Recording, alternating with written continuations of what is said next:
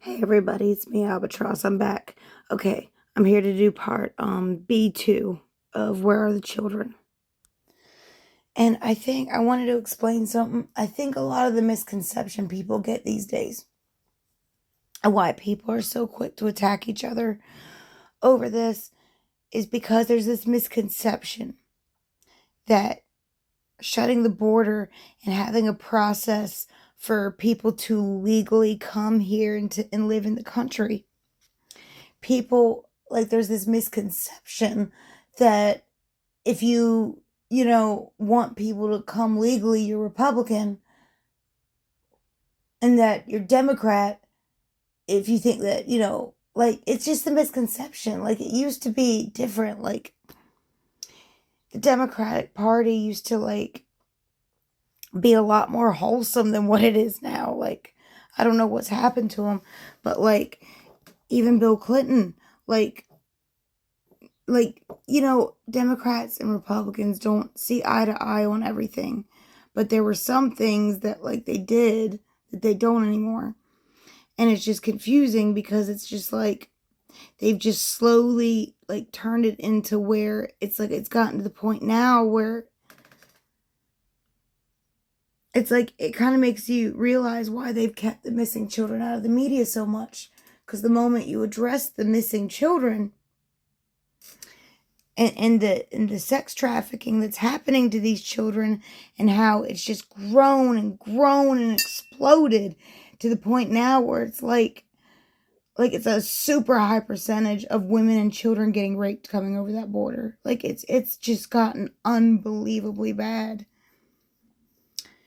And it's just like, right, like, when, like, as if it wasn't bad enough, back in July, Joe Biden, like, made it so, either this last July or the July before, he made it so that people who had children coming over the border didn't have to do DNA testing or fingerprinting. And then, of course, it got even worse. It got way worse after that. It was basically a call to all sex traffickers. It's like, if you want to get, now's your time. This was when it was already bad. So at the end of the day, we can word it. We can put it in a Democrat box. We can put it in a Republican box.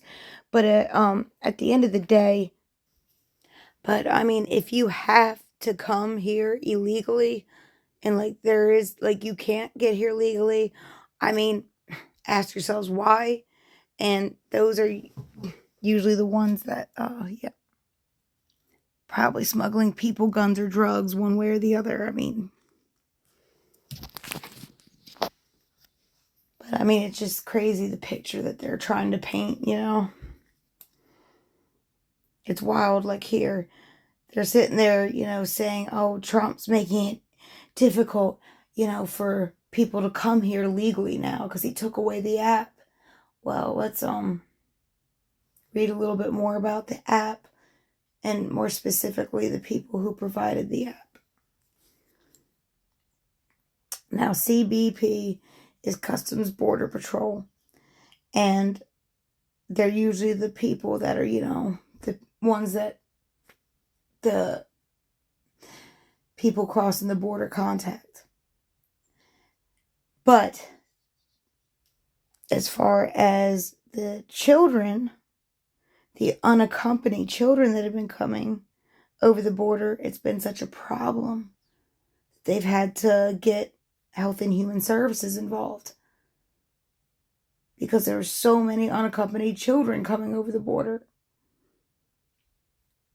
And they were the ones who would, place the kids and take care of the kids. But you see, a lot of this work was done in partnership with non-governmental agencies. I mean, they were literally putting some of these kids in hotels. I mean, come on, guys, what the fuck? As well as CPS, and I have a whole nother video for that. But anyways, oh yeah, in case you were wondering what non-governmental agency, these non-governmental agencies like BlackRock, General Dynamics, those non-governmental agencies. But I digress. But one of the biggest a place that received $2.5 billion in taxpayer money to take care of these unaccompanied children, of our money that we were funding, the people working there receiving a paycheck were harassing these children and hurting them.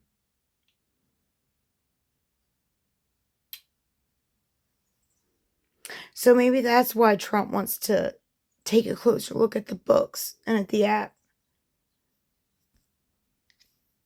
It's wild. Oh, and here's another place. $39.5 million has been spent for this hotel to have unaccompanied children to stay at. According to this place, they never had any children. So, where'd all that money go?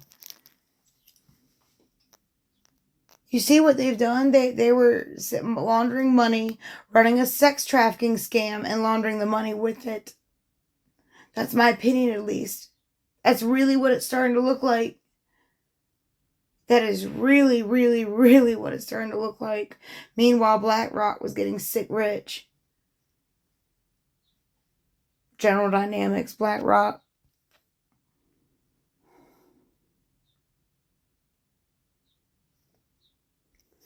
So pretty much every journalist right now that is trying to push this, that they shouldn't be doing this, is on my crap list as far as I'm concerned. Because if they're real, for real journalists, then they know about this. Unless they're just shitty journalists who don't do their research, which is possible. They did have that one journalist on there the other night who fucking said that free speech caused the Holocaust. Can you believe that? Can you believe that? She said free speech caused the Holocaust. They've lost their minds. They have lost their minds. So yeah, I mean, that's really, I think that's it for that one. I don't even know what else to say. Like,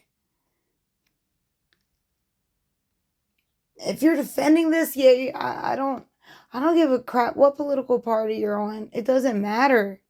It doesn't matter. This is what our government has been doing, regardless of their political party. I'm sure there were others, Republicans, in on it too. I want them to find them all. I hope they find every single one of them. But anyways, that's all I had to say.